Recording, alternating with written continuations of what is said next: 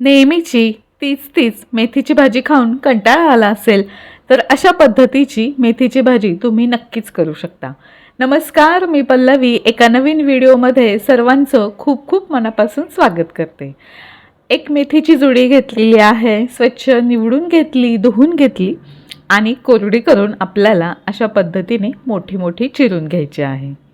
म्हणजे यातल्या ज्या काही काड्या असतील त्यासुद्धा अगदी छान मेथीच्या भाजीमध्ये शिजल्या जातात. तर अशाच पद्धतीने सगळी मेथीची भाजी मी इथे चिरून घेणार आहे. यानंतर आपल्याला लागणार आहे बारीक चिरलेला कांदा. कांदा पण आपण इथे बारीक चिरून घेऊया आणि मग जे काही तयारी लागते भाजीसाठीची ती सगळी करून घेऊया. कांदा चिरून झाला. आता एका कढईमध्ये मी 2 ते 3 चमचे शेंगदाणे भाजायला घातलेले आहेत.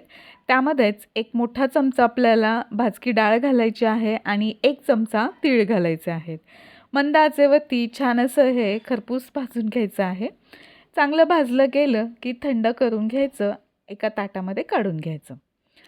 आता याच कढईमध्ये मी तेल घालून घेतलं आणि या तेलामध्ये 5 ते 6 लसणाच्या पाकळ्या आहेत त्या उभ्या चिरून घातल्या आहेत. लसूण थोडासाच परतून घ्यायचा आहे. आता यामध्ये घालून घेऊया मेथी. मेथी घालून घ्यायची आहे आणि 2 ते 3 मिनिट चांगली परतून घेऊया.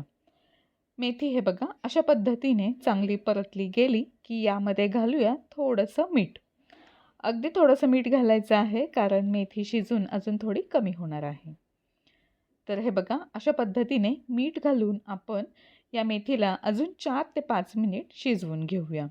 झाकण न ठेवताच याला शिजवून घ्यायचं आहे. या मेथीमधलं पाणी थोडंसं कमी झालं की ताटामध्ये काढून घ्यायचे आहे.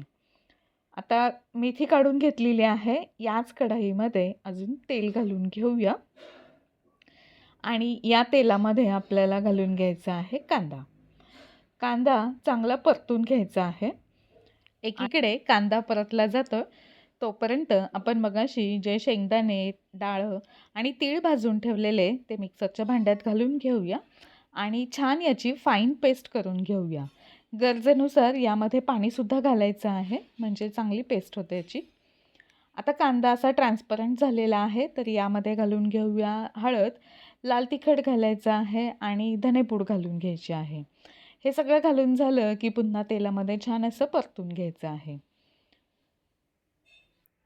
तेलामध्ये आता मसाले चांगले परतले गेले की आपण जे वाटण करून घेतलेलं आहे ते घालून घेऊया.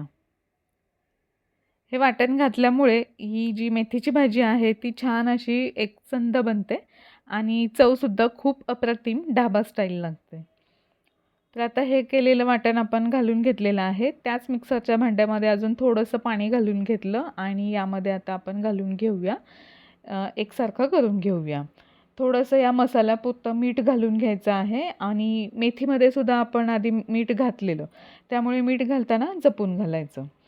आता हे सगळा मसाला चांगला परतला गेला की यामध्ये एक मोठ्या आकाराचा टोमॅटो त्याची चांगली प्युरी करून घ्यायची आहे आणि तीसुद्धा यामध्ये घालून घेऊया. टोमॅटोचा कच्चेपणा जाईपर्यंत चांगलं इथे परतून घ्यायचं आहे टोमॅटो.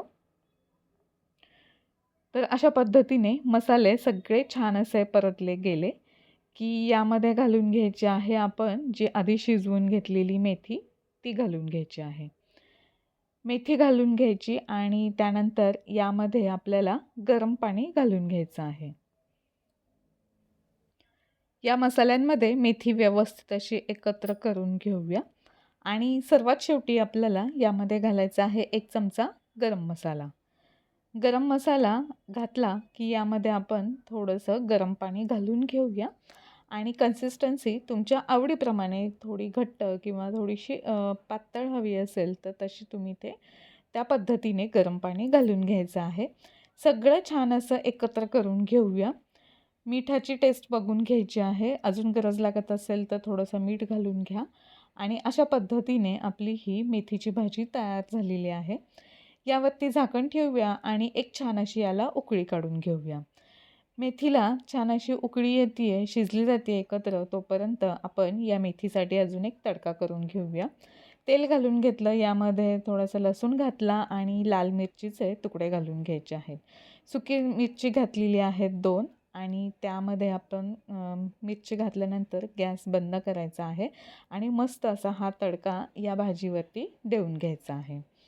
तर अशा पद्धतीने एकदम मस्त अशी आपली ही ढाबा स्टाईल मेथीची भाजी तयार झालेली आहे. गरमागरम तुम्ही भाकरी, चपाती किंवा भातासोबत सर्व करू शकता. खूप छान टेस्ट लागते. अप्रतिम अशी ही आपली मेथीची भाजी तयार होते. तर आजचा हा व्हिडिओ तुम्हाला कसा वाटला हे कमेंटमध्ये नक्की कळवा. व्हिडिओ थोडा जरी आवडला असेल तर लाईक करा, शेअर करा आणि आपल्या यूट्यूब चॅनलला सबस्क्राईब करायला विसरू नका. अशाच पद्धतीच्या नवनवीन रेसिपी घेऊन पुन्हा भेटूया. तोपर्यंत धन्यवाद.